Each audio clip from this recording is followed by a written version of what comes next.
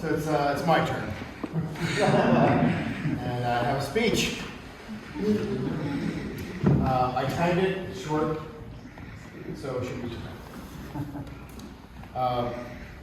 Most worshipables, right worshipables, brothers, family and friends, thank you for being here tonight with us, the Brethren of Federal Lodge Number 1, for our 229th installation of officers. We gather here as COVID still affects us. We gather here in celebration after missing out on installation last year.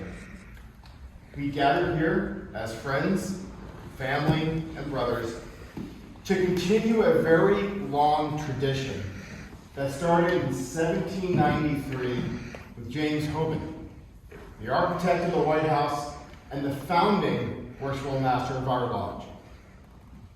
We gather here to labor for the benefit of the ancient craft and to continue the work that so many others have done before us, and to prepare the way for those good brothers and fellows who come after us.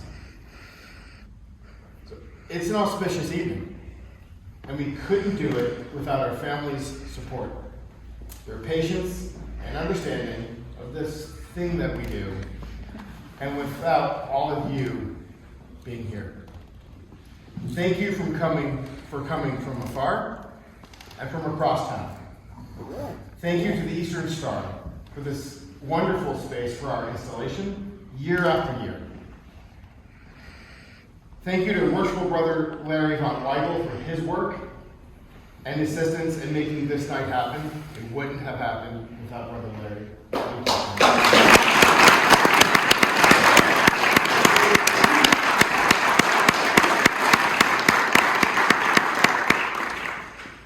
And thank you to those who took the time today to help set up for this event, and those who are coming tomorrow to help.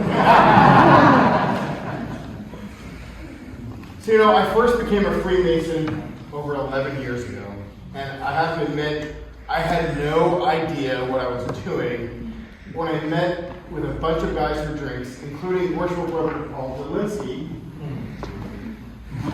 to talk about a lodge called Federal Lodge Number 1. Freemasonry was something I had heard about, watched a Nicolas Cage movie about, and was completely clueless about. But after meeting these men, I thought, I'd like to be in the presence of other men like this. I'd like the opportunity to expand my knowledge and to experience something new. As I went through the ritual of initiation as an entered apprentice Mason, the Right Worshipful Chip Mahaney teaching us during that time, I remember thinking during the ritual, Voltaire went through this.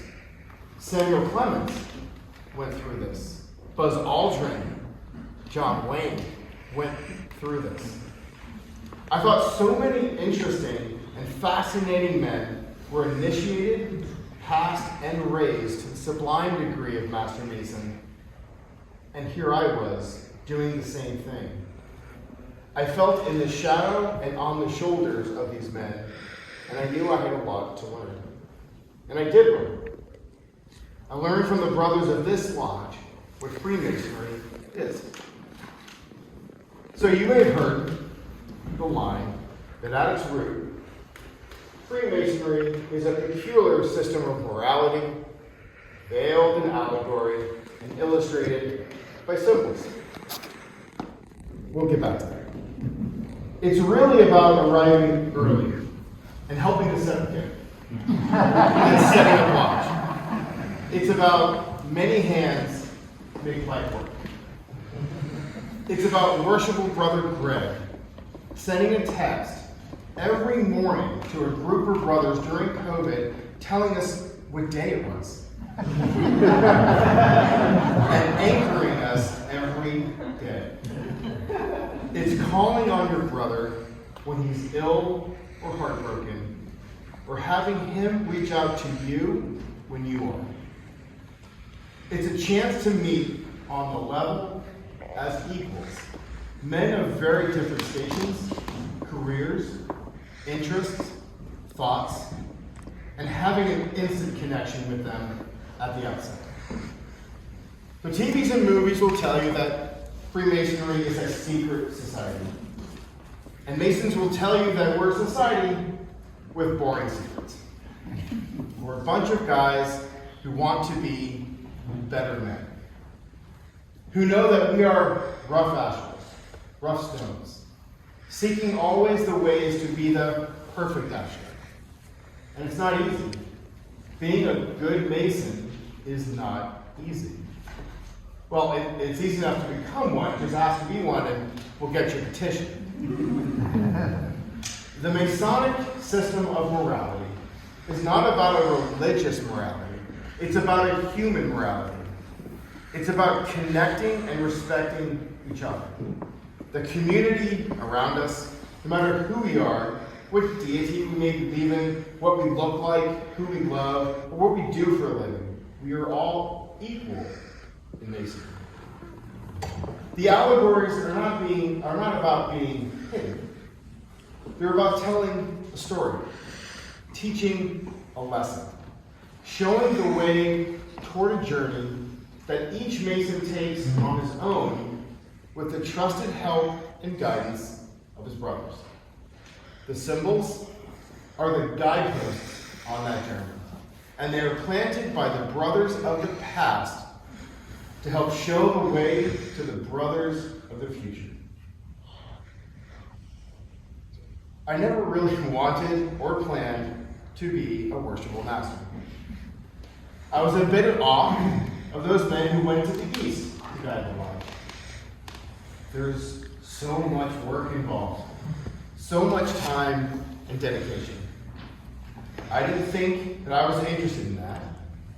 I just wanted to experience Masonry and learn. And I was intimidated by the journey of becoming master of a lodge.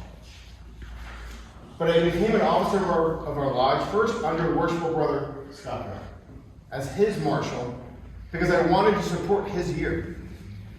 And I knew that being an officer would keep me involved, keep me coming back to lodge. Then when Right Worshipful Morgan Court, now the sitting junior grand warden of our Grand Lodge in DC, asked me to be his senior steward, I agreed. And that choice sent me on this path towards the east. Now, so many years later from that day when I was first initiated, and to my honest surprise, I find myself here, in front of you, installed as the master of the lodge that I've come to love so very much.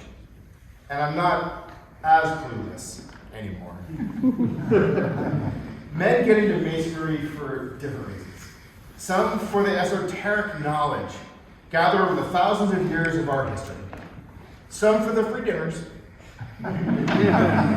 What I know more than anything else is that it's my brothers that make Freemasonry so valuable to me. It's my honor to lead this lodge into the next year, to help us come together as we continue to deal with the pandemic, to tell stories, to learn lessons, to journey together and keep this historic and important lodge and our amazing craft healthy and supported for a long, long time. Thank you to Worshipful Brother Fred Cheeseborough for his leadership through the difficult times of the past 2 years, and for your friendship. Thank you, Worshipful.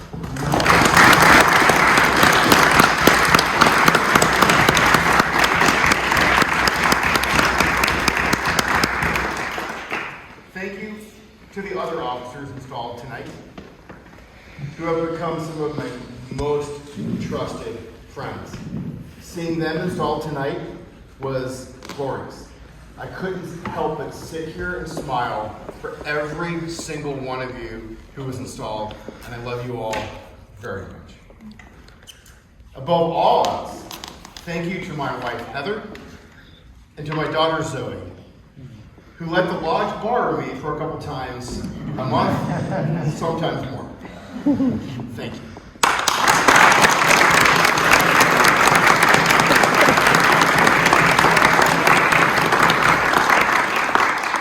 And thank you all, our friends and families, for being here with me, with us, as we move forward into the next Masonic year. May it be one of health and prosperity. I have good conviction and trust that it will be an amazing year for Federal Lodge #1. Thank you.